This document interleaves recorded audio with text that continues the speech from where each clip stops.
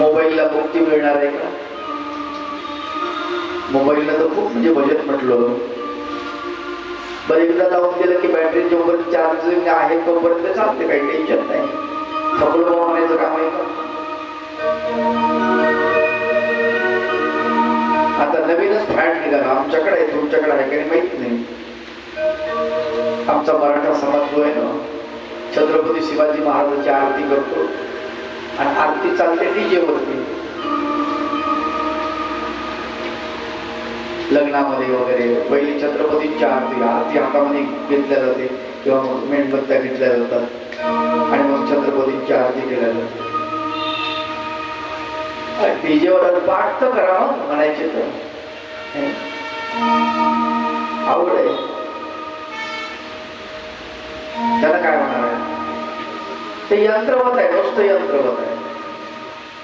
म्हणून कुठलीही क्रिया यंत्रवत होत असेल तर त्याला भावाची कमतरता आहे त्याच्यामध्ये.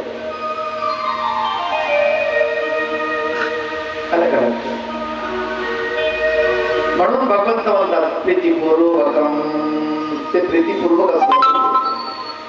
भजताम प्रीतिपूर्वकम, मला भजतात असे लोक कोणते?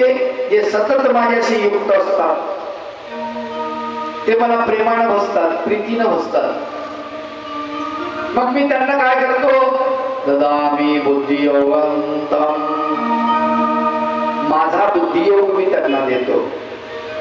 येन मामोपयांति ते मला प्राप्त, उपयांती म्हणजे मला प्राप्त होतात, तेच मला प्राप्त होतात. हे लक्षात घ्या. जे लोक माझ्याशी युक्त आहेत, जे लोक प्रीतिपूर्वक मला बसतात, प्रेमपूर्वक बसतात, देवापुढे ताट ठेवलं नाही का उपहार दाखवण्यासाठी, पाण्याला लवकर पाण्याला हात धरून ठेवला तो आणि देवता खाता. एक म्हणजे कुठलं काय डोक्यात आहे काय माहित नाही. पण असं म्हणतात ताटाला हात धरून ठेवतात आणि पटकन संकल्प सोडा, नाही तर काय देवता खाती. आज्ञा आहेत का त्या? देवतांना कळत नाही आपल्या मालकाला दाखवलेला उपहार आहे हा. परमेश्वर आपले मालक आहे आणि आपण कसं खावं हे देवताला कळत नाही. अज्ञान आहेत त्या आपल्यासारख्या. देवता खात नाही. ते सगळे यंत्रावर चाललेलं आहे. घास मोडले पाहिजे, कोणी म्हणतं घास नाही मोडले पाहिजे. सगळं यंत्रावर चाललेलं आहे, यंत्रावर.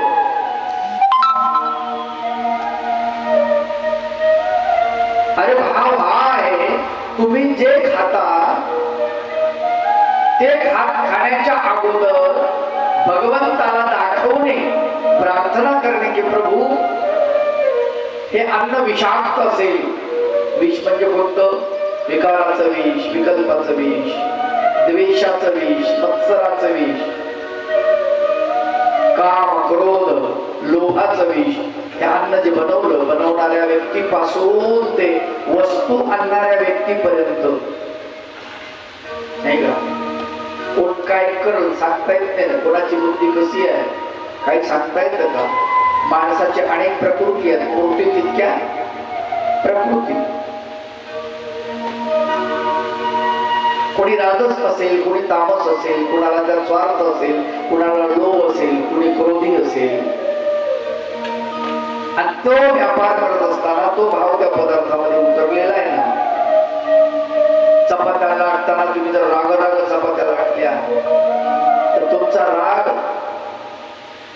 त्या लाटण्याच्या माध्यमातून, त्या क्रियेतून त्या चपातीमध्ये गेले ना. उचलली चपाती, टाकली तुम्ही तव्यावर, दान दिशा आदळली. गिळायला पाहिजे नुसतं, कोणता सुद्धा मळणं होत नाही.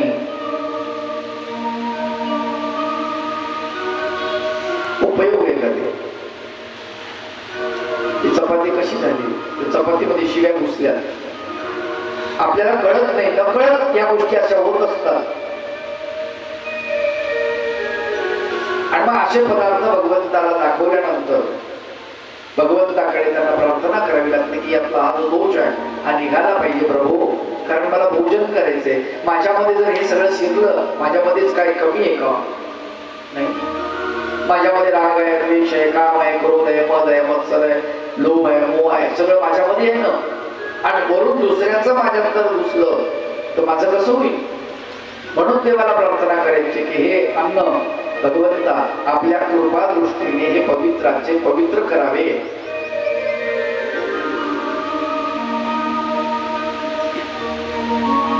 यासाठी ते आहे. आणि ते नुसतं यंत्रवत असेल तर ते पवित्र होईल का? नाही होणार. त्याचे दोष जातील का? नाही जाणार.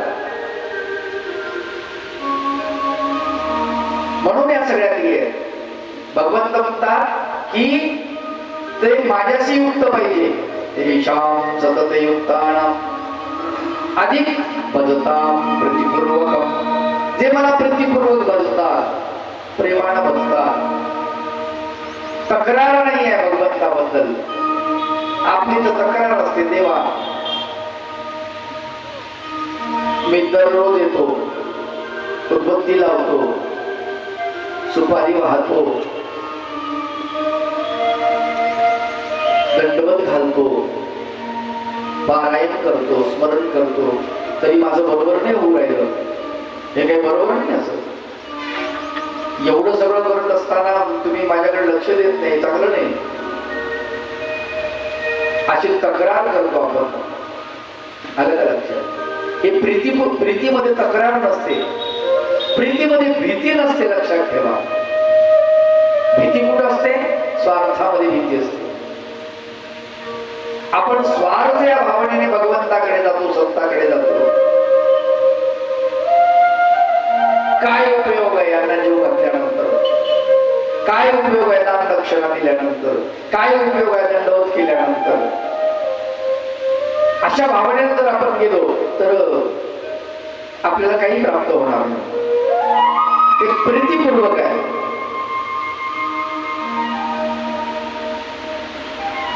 तो दंडवती अगदी नम्रतापूर्वक असायला पाहिजे ना, प्रीतीपूर्वक असायला पाहिजे. बघा, तुम्ही प्रीती नसेल तर दंडवत नुसता शब्दाचा असतो. दंडवत झालं, प्रीती कमी झाली. प्रीती थोडी असेल तर हात जोडला जातात, दंडवत. अजून प्रीती जास्त असेल तर कबरीतून माणूस वागतो, दंडवत. अधिक प्रीती असेल तर मग पायावरती डोकं ठेवतो, दंडवत. अजून त्याच्यापेक्षा जास्त प्रीती असेल घट्ट तर मग साष्टांग लोटांना घालतो, दंडवत. बरं आहे. नमन्ति परिणो रक्षा नमन्ति गुणिनो जना. सुभाषितकार फार सुंदर वर्णन करतात. ते म्हणतात वृक्षाला फळ आल्यानंतर वृक्ष वागतो म्हणजे नमन करतो. वृक्ष काय करतो? नमन करतो, वंदन करतो. वृक्ष वागतो. वागणे म्हणजे नमन करणे, वंदन करणे. नमन्ति परिणो वृक्षा नमन्ति गुणिनो जना. तसं गुणीजन, गुणवान जे आहे, ज्ञानी जे आहे ते वागतात, ते नमन करतात. मग कोण नमन करत नाही? शुष्क काष्ठस्य मूर्खस्य न नमन्ते कदाचन. वाळलेलं लाकूड आणि मूर्ख माणूस कधीच वागत नाही. वाळलेलं लाकूड वागते का? ते म्हणते मोडेल पण वागणार नाही. का? अहंकार त्याला वागू देत नाही. मी खूप मोठा आहे असं तो समजतो. आणि मग त्यात प्रीती नसते. प्रीती असलं की माणूस वागतो. एक तर माणूस प्रीतीने वागतो, नाही तर भीतीने वागतो. आलं का लक्षात? भगवंत म्हणतात भीतीने नाही, प्रीतीने वागला पाहिजे. ते प्रीतीपूर्वक असलं पाहिजे, भीतीपूर्वक नाही.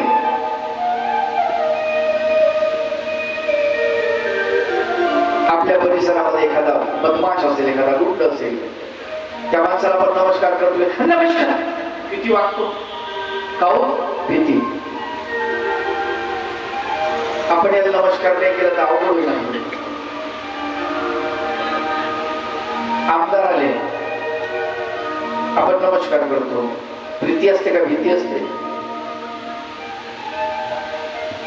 प्रीती नसते, भीतीच असते. काय भीती असते? आपल्या गावाला मंजूर केलं यांना दिलं नाही तर मग काय करावं, मग त्याच्यावर नमस्कार. भीती, तो भीतीचा नमस्कार.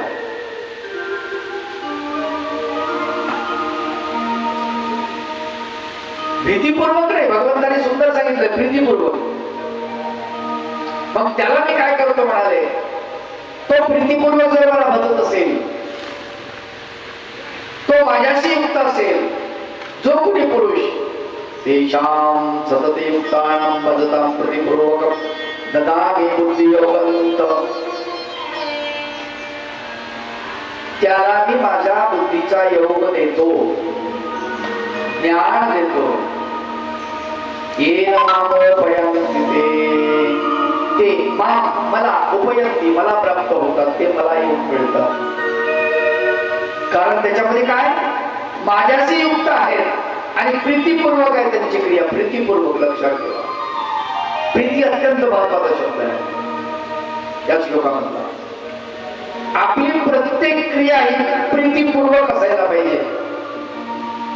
लोभपूर्वक किंवा त्याच्यामध्ये लोभ नसावा, भीती नसावी, द्वेष नसावा, क्रोध नसावा. आलं का लक्षात? हे काय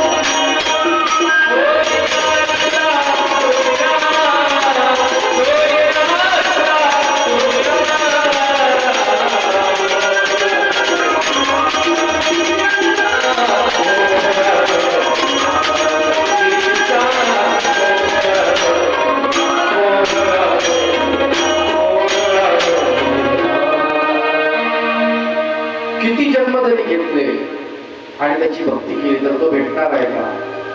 त्या भक्तीमध्ये जर स्नेह नसेल, कारण त्याला मुळामध्ये भक्ती हा शब्द आहे, भाव विषय असेल तरच ती भक्ती आहे. संत ज्ञानेश्वरांनी फार सुंदर वर्णन केलेलं आहे. ते म्हणतात, भावे विण भक्ती, बळे विण शक्ती, बोलो नये. कोण असेल तर शक्ती आहे असं म्हणता येईल का? आणि भाव नसेल तर भक्ती आहे असं म्हणता येईल का? बोलताच येत नाही.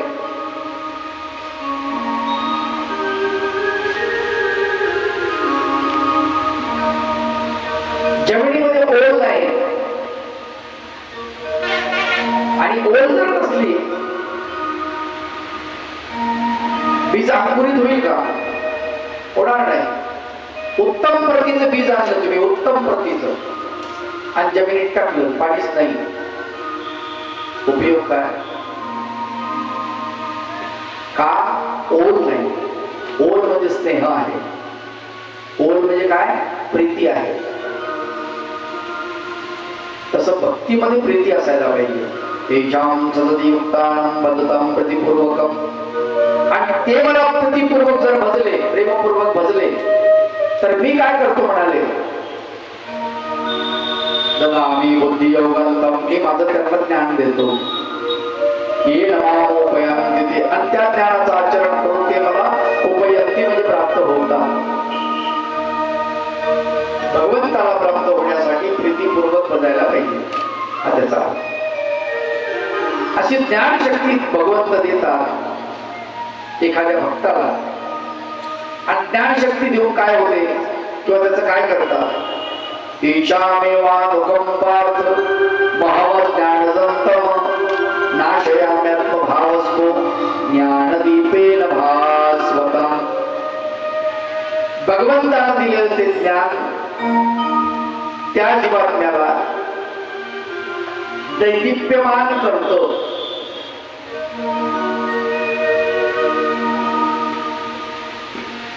भास्वता, त्याला दैदिप्यमान करतो. अनुकंपा भगवंताला उत्पन्न होते. अनुकंपा म्हणजे दया. ईशामेवानुकंपार्थ, अनुकंप. तो अनुकंपेच्या आधारावर माझ्या जवळ येतो. त्याच्याबद्दल भगवंताला अनुकंपा उत्पन्न होते. अनुकंपा का उत्पन्न होते, त्याला ज्ञान झाल्यामुळे त्याला कळतं की माझ्यामध्ये प्रचंड दोष आहेत. आणि मग तो भगवंताला प्रार्थना करतो, प्रभू तुम्ही शुद्ध आहात, मी अशुद्ध आहे. प्रभू तुम्ही बुद्ध आहात, मी निर्बुद्ध आहे. प्रभू तुम्ही अमूर्त आहात, मी मर्त्य जीव आहे. प्रभू तुम्ही अविनाशी आहात आणि मी विनाशशील शरीराचा आश्रय घेऊन त्यातच मुक्तो. हे सगळं त्याला कळतं आणि तो देवाची प्रार्थना करतो. त्या प्रार्थनेमुळे भगवंताला त्याच्यावरती अनुकंपा उत्पन्न होते, दया. एखाद्या गुन्हेगाराला खूप मोठा गुन्हा केला, त्याला फाशीची शिक्षा झाली. शिक्षा झाल्यानंतर त्याला कारागृहामध्ये गेल्यावर आपण केलेल्या गुन्ह्याचा पश्चाताप होतो.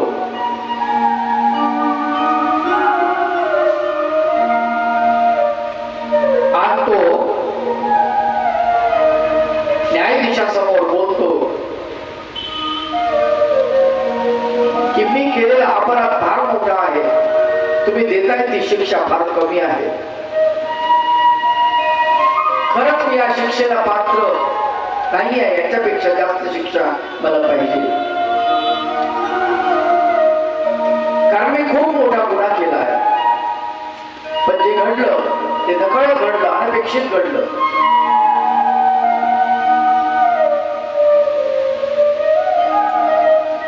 बघा, मला माफ करायचं असेल तर, एखादी संधी द्यायची असेल तर तुम्ही देऊ शकता. मग जस्ट त्याला सांगतो की तू आता तर आम्ही काही करू शकत नाही, आम्ही कायद्याने बांधलेला आहोत. राष्ट्रपतीकडे तू अर्ज करू शकतोस दयेचा. राष्ट्रपतीकडे दयेचा अर्ज केला जातो आणि राष्ट्रपती कदाचित त्याचं वर्तणूक पाहून, त्याचं चारित्र्य पाहून त्या अर्जावरती मंजुरी देतो. राष्ट्रपतीने मंजुरी अर्जावरती दिली, दयेचा अर्ज याचा पास केला. सुप्रीम कोर्टाने जरी याला फाशीची शिक्षा फरमावलेली असेल तरी सुद्धा ती फाशीची शिक्षा रद्द होते. अनुकंपा, तेषामेवानुकंपार्थ महमज्ञानदंतम नाशयाम्यात्मभावस्तो ज्ञानदीपेन भास्वता. तो दैदिप्यमान बनून जातो. दैदिप्यमानता कशामध्ये असते?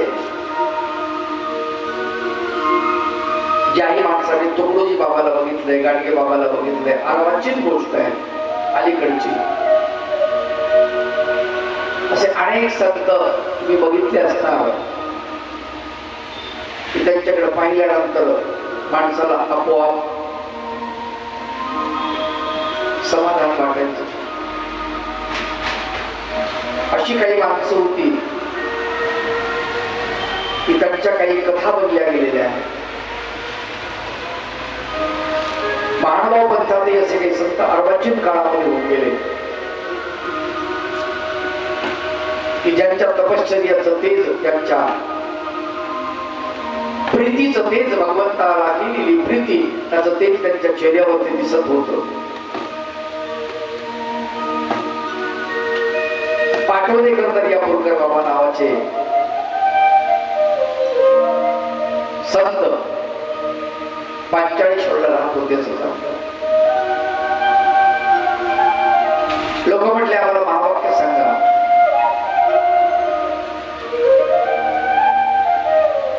ते म्हटले महावाक्य सांगत नाही. लोक रडायला लागले, बाबा सांगा ना, प्रार्थना करायला लागले. झाला का तुमचा अभ्यास? सगळं समजलं का तुम्हाला?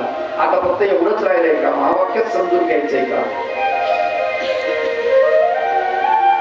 हो बाबा, महावाक्यच समजून घ्यायचंय. सगळा अभ्यास झाला? हो झाला, त्या मनाने.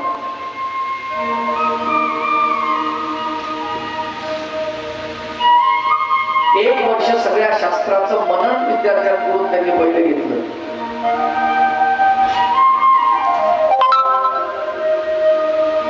मुखद्गत महावाक्य सांगतो म्हणजे कमाल आहे. खरंच पात्र आहेत का ऐकायला महावाक्य? तेव्हा सांगायला सुरुवात केली. पुन्हा दुसरी आड घातली, गाजावाजा करायचा नाही. पण असं एवढं मोठं महापात्र जेव्हा महावाक्य सांगते असं कळलं, कर्णोपकरणी वार्ता गेली. आता सारखं मोबाईल वगैरे नव्हतं, फोनही नव्हतं त्या काळात. फार क्वचित कॉल वगैरे असायचे, ते तार वगैरे असायचे, पोस्टाद्वारे तारी यायच्या, तेवढंच. फार कमी होतं ते प्रमाण.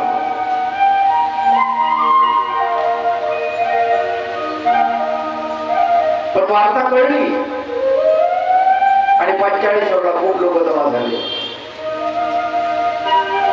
प्रत्येक आलेल्या भिक्षुकाला भेटल्या, तुम्हाला कोणी बोलवलं? कोणी सांगितलं? कशासाठी आले? थोड्याचे बाबा, बाबा भेटीला आलो. आता भेट सुटली गत मला. बाबांना माहित होते हे सगळं वार्ता पसरलेली आहे, त्याच्यामुळे लोक आले.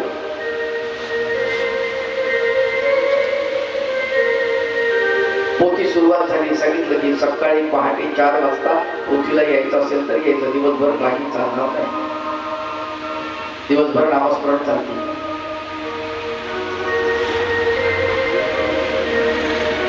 पहाटे 3:45 घंटी वाजायची. 4:45 लोक पटांगणामध्ये बसायचे, मंडप नाही, पिंडप. आणि पोथी सुरू व्हायची. पहिला दिवस झाला, लोक जमा झाले. कुठून तरी काहीतरी असा रोग आला आणि त्या जमावात पसरला. पहिल्या दिवशी 2 साधू देवदर्शनाला गेले. पोथी बंद पडेल म्हणून कारभारी जो असतो त्यांनी पटापट सगळं करून टाकलं. गावाला भदच लावून दिलं. रात्रीतून पुन्हा 2 गेले. दुसऱ्या दिवशी सकाळी 3 गेले. 4-5 साधू गेल्यानंतर हळूच कारभाऱ्यानं बाबाला सांगितलं, बाबा काय रे? तिथं कॉलरा आला काय? संडास लागते, ताप येते आणि मरायला लागले. समजा काय? किती गेले? 7 जण गेले. आता सांगतोस मला ते?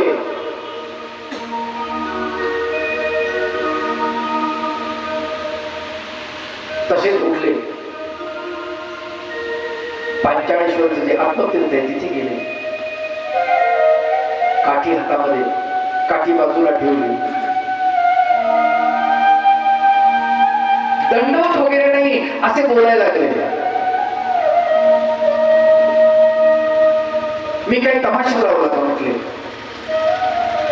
हे ताबडतोब बंद करा. हे माझ्यासाठी करतोय का मी काही? हे लोक आले हे असं होते, हे होता कामा नाही. 3 तास बाबा टीव्ही वगैरे देवालय ऐकावं लागतं. त्यानंतर एकही साधू समाप्ती होईपर्यंत मरण नाही पावला.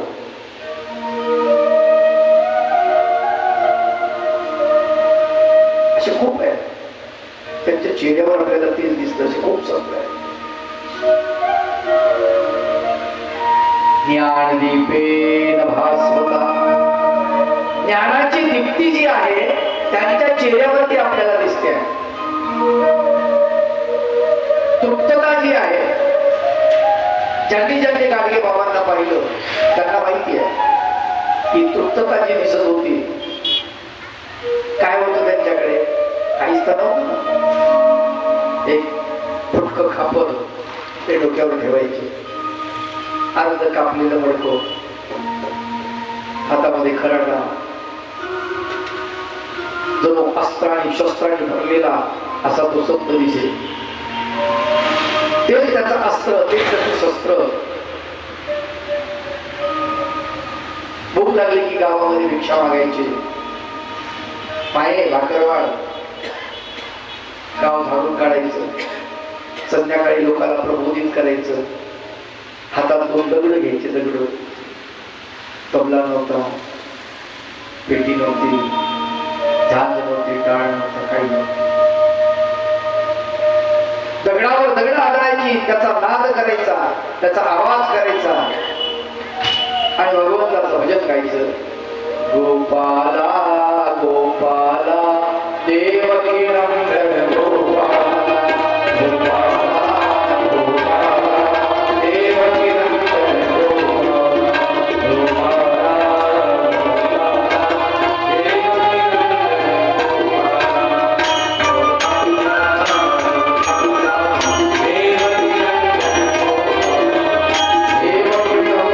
गोपाला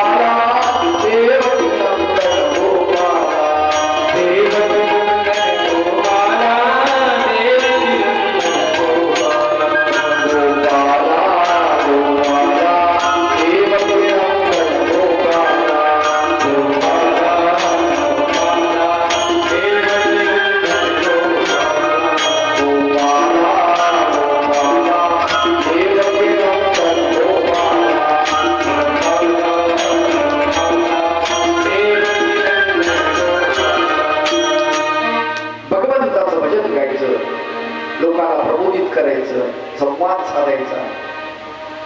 अरे तुम्ही असे काय करता? ज्याची भक्ती करता कशाला देव म्हणता? नाही, तुमच्या देवाने धोतर नेसता येते का? लोक म्हणायचे नाही, पण ज्याला धोतर नेसता येते त्या देव म्हणता. आपल्या मागचं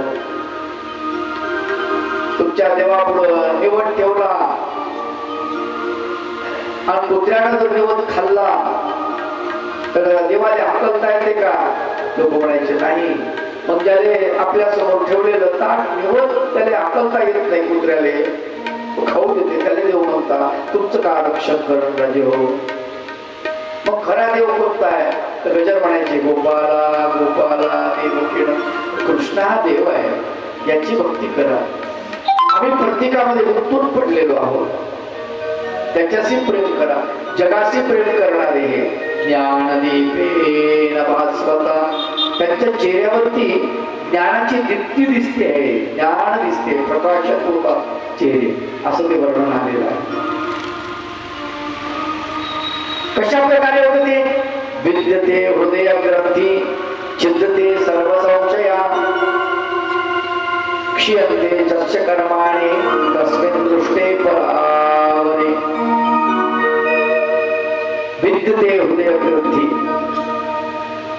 हृदयाच्या गाठ जी आहे ना ही विद्यते, त्याचा भेद होतो.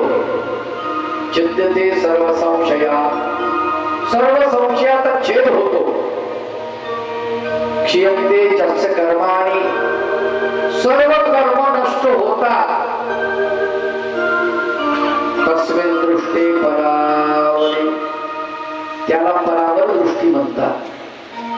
भगवंताचं जे परावर ज्ञान आहे ते ज्ञान त्याला होतं, लक्षात ठेवा. आणि ते झाल्यामुळं त्याच्यामध्ये एवढा बदल होतो. विद्यते हृदय ग्रंथी, हृदयातल्या ज्या गाठी आहे ना, खूप गाठी पकडल्यात आपण, त्याच्याशी जमत नाही, त्याच्याशी जमत नाही, त्याच्याशी जमत नाही. अनेक जणांबद्दल आपल्या मनामध्ये अंतःकरणामध्ये गाठी पडलेल्या आहेत. त्या गाठी भेदल्या जातात. छिद्यते सर्व संशया, सर्व संशय छेद होतात. कशामुळे? परमेश्वराच्या ज्ञानामुळे सर्व संशय छेद होऊन जातात, शिल्लक राहत नाही, कुणाचे वैर राहत नाही त्याच्या अंतःकरणामध्ये. क्षीयन्ते तस्य कर्माणि, सर्व कर्म क्षीयन्ते म्हणजे नष्ट होते. तस्मिन् दृष्टे परावरे, त्याला परावराचं ज्ञान झालं असं म्हणतात. पर ज्ञान, अवर ज्ञान हे झालं, भगवंताने ते दिलेलं आहे. आणि त्यामुळे त्या अशा पुरुषांचा, अशा संतांचा ज्ञानदीपेन भासते, ज्ञानाची दीप्ती त्याच्या चेहऱ्यावर दिसते. लक्षात. अर्जुनाला प्रश्न पडला की भगवंता, या अध्यात्माच्या ज्ञानाची आमच्यामध्ये कशा प्रकारे प्रवेश होतो या ज्ञानाचा, ते तुम्ही आम्हाला सांगा. पहिले कोणते होते, कसं होतं ते आम्हाला सांगा. परम अर्जुन वाच, अर्जुन म्हणतो परम ब्रह्म परम धाम पवित्रम परमं भवन पुरुषं शाश्वतं दिव्य मादिदेवमतं. आदी म्हणजे सुरुवात जी आहे ती आम्हाला सांगा. सुरुवातीपासून सांगा. सुरुवात कुठून झाली, आदी कुठून झाला, अंत कुठे होईल ते नंतर बघू. पण आधी सुरुवात कोण आहे? परम ब्रह्म परम धाम. परब्रह्म कोणता आहे, परमधाम कोणता आहे? पवित्रम परमं भवन. पवित्र काय भानगड आहे, आणि ते परम पवित्र काय, शब्द त्याला परम लागलेला आहे. परम पवित्र काय, लक्षात घ्या. ज्ञान पवित्र आहे. नाही ज्ञानेन सदृशम पवित्रम इह विद्यते.